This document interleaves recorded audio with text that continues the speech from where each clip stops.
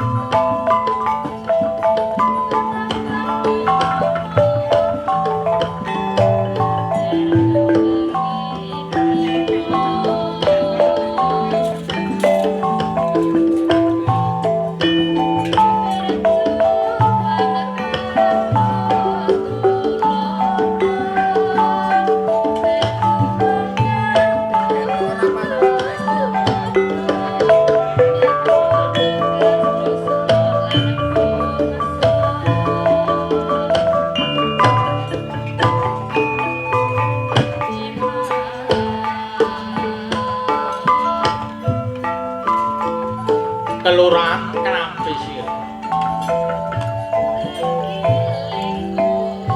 Kilura Semar Badranaya ingkang duk rikala semanten nimbalipun ingkang putra ya jomblo ya bagong Sumawana besut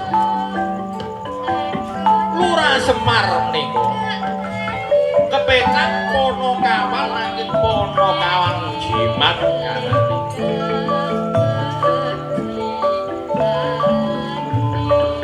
ing muri Lurah Semar menika bebesik Sang Hyang Ismaya ya Sang Hyang Bunggung darbeni saudara tiga perkawis pembarep Sang Hyang Seca Tenggara ya Sang Hyang Puguh kedadosanipun Togong angka kalih Sang Hyang Ismaya nggih Sang Hyang Janggan Samara Santo nggih sinebataken Semar Badranaya dene ingkang angka 3 utawi saudara ingkang anem Sang Hyang Samba inggih kedadosanipun Sang Hyang Ratu Ningrat Nyawa Sekalir ya Pukulun Bathara Guru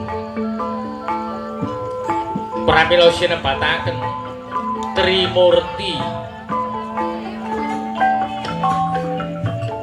rikala semanten kawontenaning Semar Badranaya nimbali kang putra jomblo ya mah kudu ana kabar sing nyala wedi kene wah ya iku mas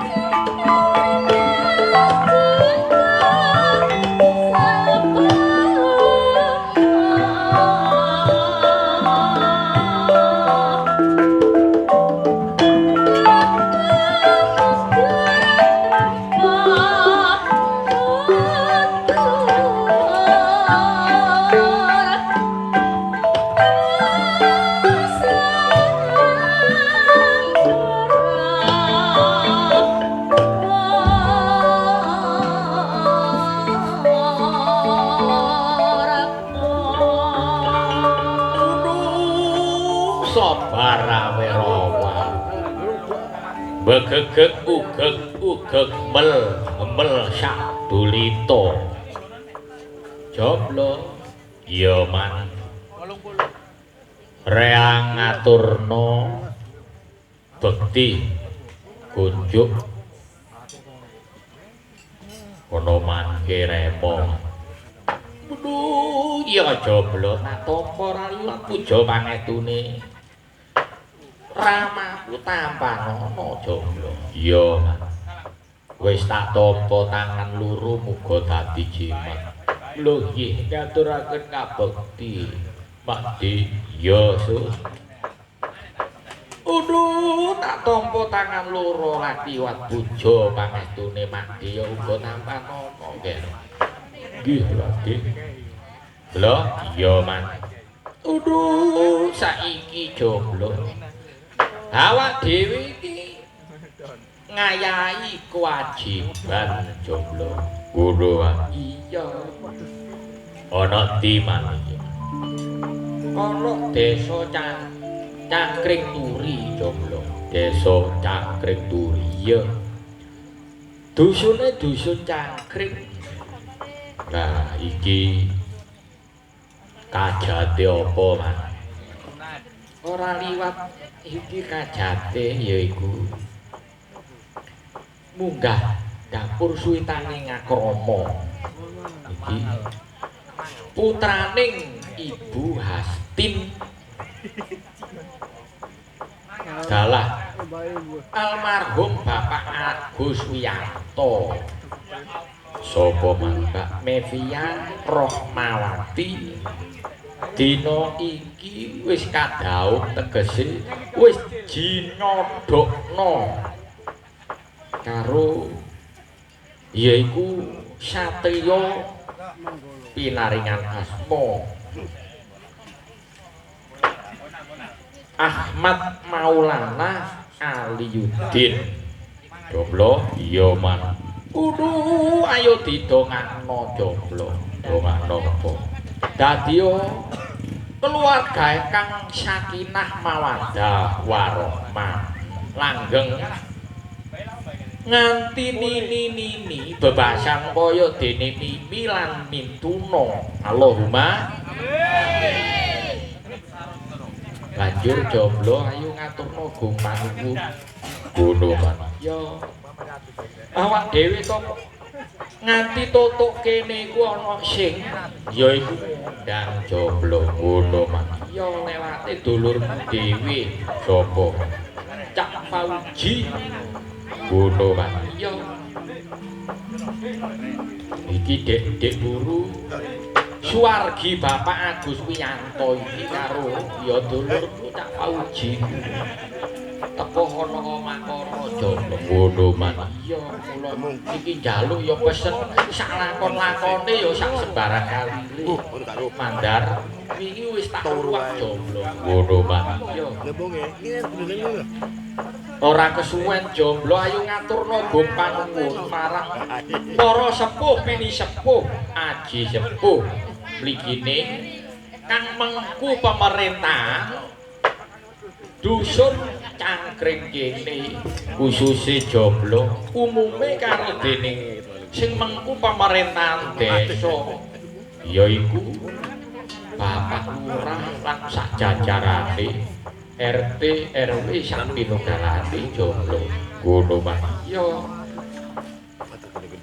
ora kesupen jomblo ayo ngaturno gong panuwun marang dulurmu kabeh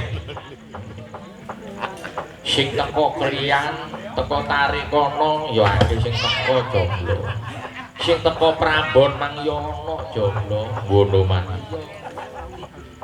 Cak Lasio sak rombongan Bapak Siono sak rombongan uga Bapak Kidun saka Prambon jomblo ngono man iya jomblo nah wis ayo ya iku diberkatno jomblo ngono man apa man aduh ayo diberkatno jineman uler kambang jomblo werdine ngene jomblo ya ular kambang ben ngambang kananing rereget kintir banyu Ginawa ana ing segara nila ilang saking belai jomblo.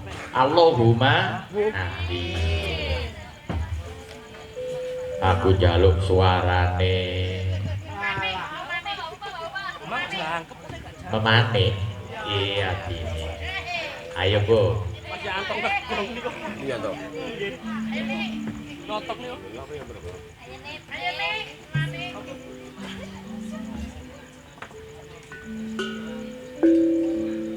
Cek. Inggih sugeng dalu Pak Dalang. Dalu. Nggih. Mumpun memani niku masa lalu. Oh, masa lalu. Nggih. Wonten lagune nggih masa lalu. Ngoten ah. Wong nggih. Punan niki. Monggo. Dereng-dereng pun sering ngene. Oleh nodondong do.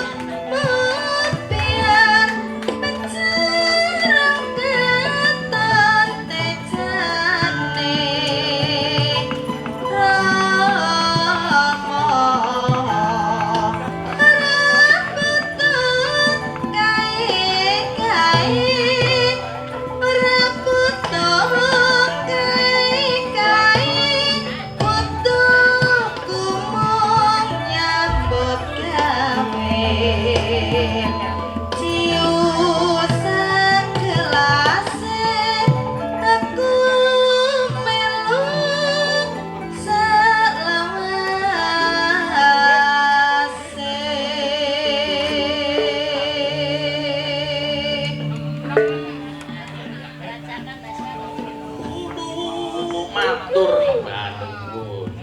Iku mang sapa, Mas? Iku presiden teko negara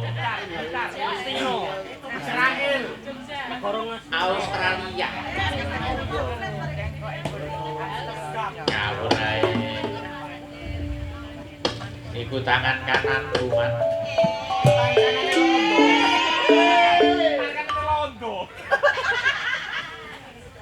Non sewu Mas Bagong.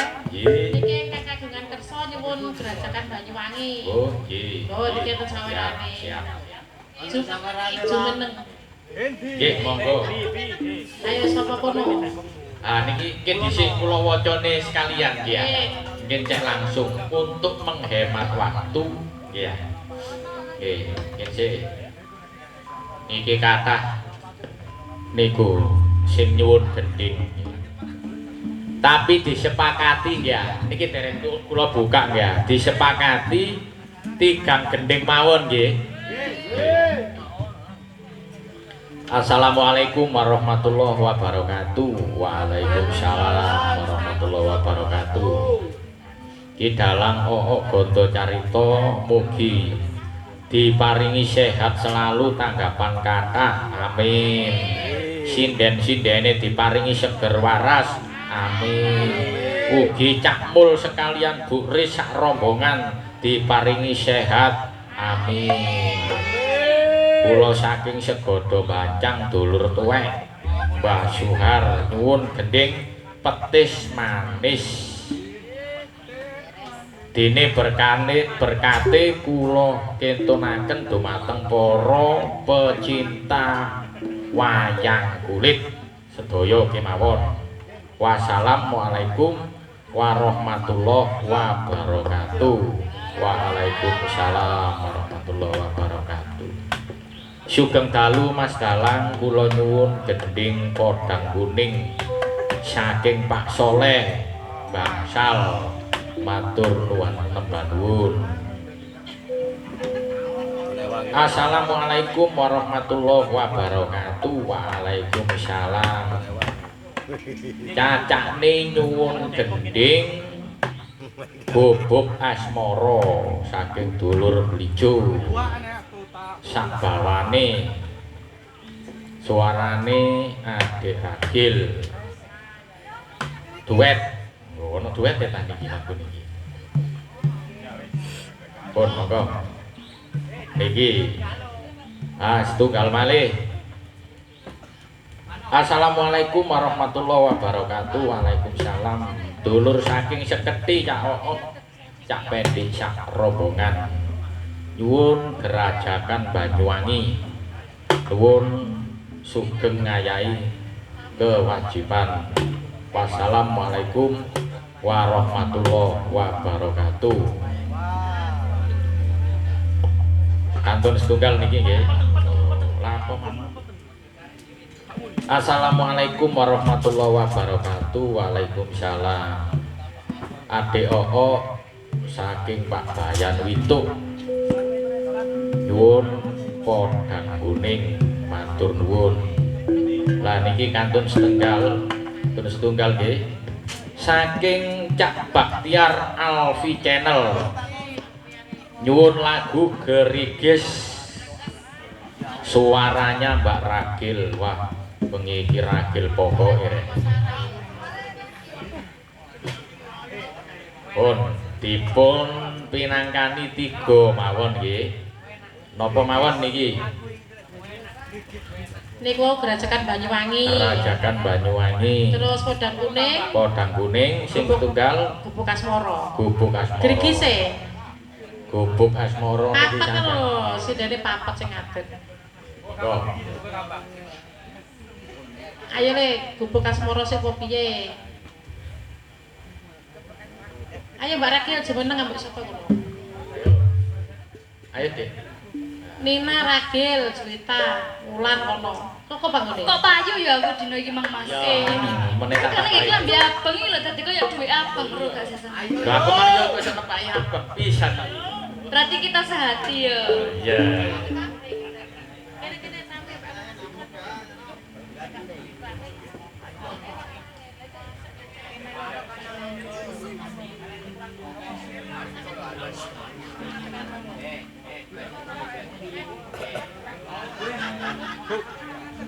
Gubuk asmara, podang kuning, terus geracakan Banyuwangi terus Brigis, wis.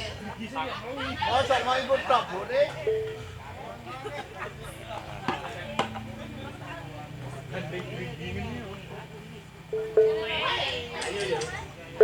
Monggo. Napa niki? Gubuk asmara.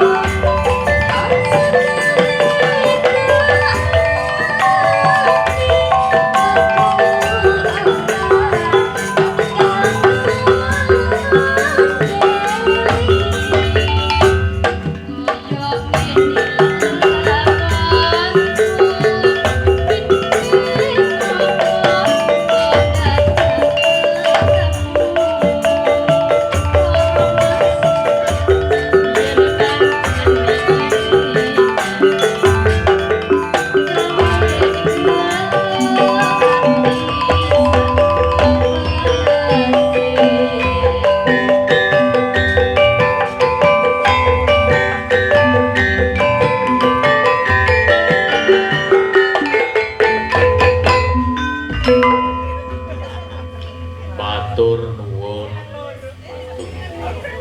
Jomblo, iya mong. Waduh, wis jomblo. Ayo ditutup suka parisuka iki. Kon gak krungu kabar aja. Apa, Mas? Bendaramu Bratasena. Bendaramu Werkudara jomblo munggah kayangan Suralaya. Ngono, Mas. Iya, jomblo. Lah terus kon ya apa? Bangka ndara-ndara kabeh. Iya, jomblo. Lah Ndara Janaka lan sekehing para prajurit Ngamarta menehi bantu pitulung ana ing kayangan Saptapertala.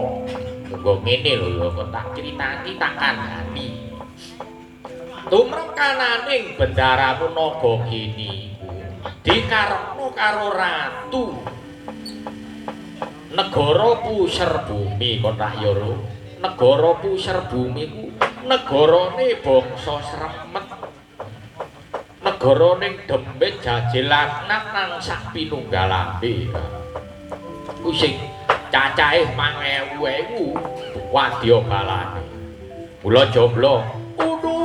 Ayo ditutno bendaramu Bratasena. Oh, kok nek ngetutno Ndara Werkudara kira-kira nanti wong kono wis budal mimiki, Mas. Oh, anjene arek apa kon. Kon tak kandhani kon jagat iki gorong ana kon tak kandhani. Jagat iki lho durung ana. Semar wis ana jomblo. Mbok gone ku olehmu. Lah nek kon iku jagat iku durung ana kon wis ana. Sing tak takoni ya apa arek iki rek. Kon gak ana jagat terus kon ana iku kon kira-kira mancik apa? Ayo. Aja dibacut-bacitno pitakonan iku jomblo. Lho lah iya kon kira-kira kon mancik apa? Aku ya mancik pedal jomblo. Lho pedal. Lah wong numpak sepeda iku jomblo. Adine arek iki. Mancik pedal mari ngono ya. Pedale mancik apa sih ayo takon. Pedal yo dadi situ nggone ranté ngono. Nggone ranté ya. Rantene mancik apa man? Rantene mancik yaiku kena den arani ruji jomblo. Lho ruji ana peleke iku lho jomblo. As. Oh iya as. As iki kena den arani para ya. Ase mancik apa man? Ase mancik garbu jomblo. Mancik garbu ya. Terus kon mancik apa man? Garbune mancik apa? Garbune dicokot karo asmane jomblo. Wah, lah ya cakot-cakotan iki mbok arek iki rek. Wis jomblo? Ayo ditutno bendaramu Bratasena. Ditunggu ana merenge Gunung Gamurdwipa kono.